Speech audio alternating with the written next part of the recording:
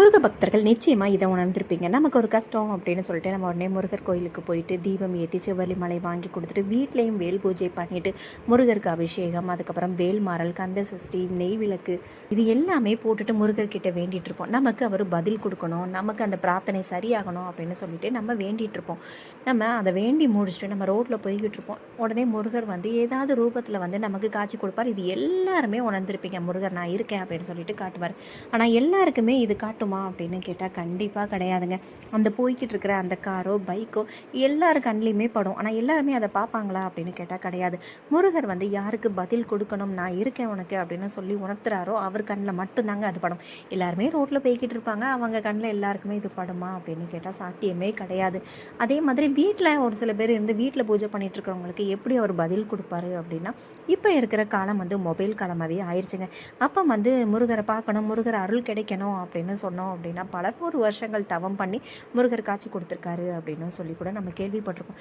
இப்போ இருக்கிற முருகரோட யுகத்தில் வந்து உடனே நமக்கு பதில் கொடுப்பாருங்க. நமக்கு ஒரு கஷ்டம் அப்படின்னா உடனே மொபைலை எடுத்து நம்ம ஏதாவது ஒரு ஆன்மீக சொற்பொழிவு கேட்போம் அப்படின்னு சொல்லிட்டு நம்ம இருப்போம். காலையில் தான் வேண்டியிருப்போம்.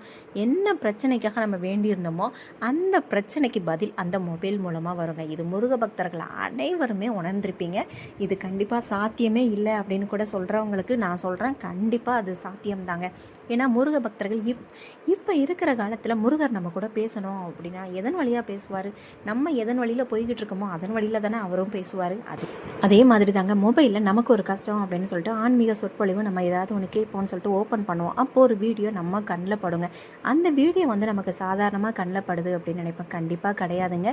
முருகர் நமக்கு பதில் தர்றதுக்காக அந்த வீடியோ நம்ம கண்ணில் படுங்க.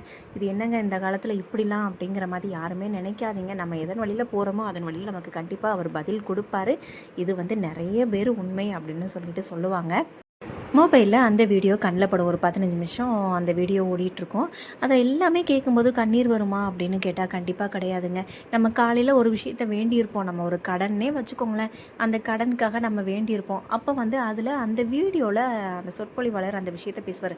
வீட்டில் கடன் சொல்லிட்டு நீங்கள் கவலைப்பட்டுருக்கீங்களா? கவலையே படாதீங்க. முருகர் உங்களுக்காக எப்போவுமே துணை இருப்பார். முருக பக்தர்கள் யாருமே கஷ்டப்படணும் அப்படின்னு சொல்லிட்டு விடவே மாட்டார். உங்கள் கடன் நிச்சயமாக அடைகிறதுக்கு கண்டிப்பாக முருகர் உங்களுக்கு கூடயே இருப்பார், உங்களுக்கு துணையாக இருப்பார் அப்படின்னு சொல்லிட்டு அந்த ஆன்மீக சொற்பொழிவாளர் பேசுவார்.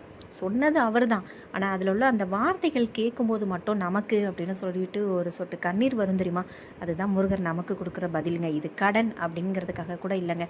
குழந்தை வரம் வேணும் அப்படின்னு சொல்லிட்டு வேண்டி அழுதுருப்பீங்க, கல்யாணம் ஆகணும்னு சொல்லிட்டு வேண்டி அழுதுருப்பீங்க, அல்லது உங்கள் வீட்டில் உள்ள குடும்ப பிரச்சனை, பிள்ளைங்களுக்காக, கணவன் மனைவி ஏதோ ஒரு சம்திங்காக நீங்கள் வேண்டியிருக்கீங்க அப்படின்னா இப்படி ஒரு மொபைல் மூலமாக ஏதாவது ரூபத்தில் நமக்கு கண்டிப்பாக அவர் பதில் கொடுப்பாருங்க.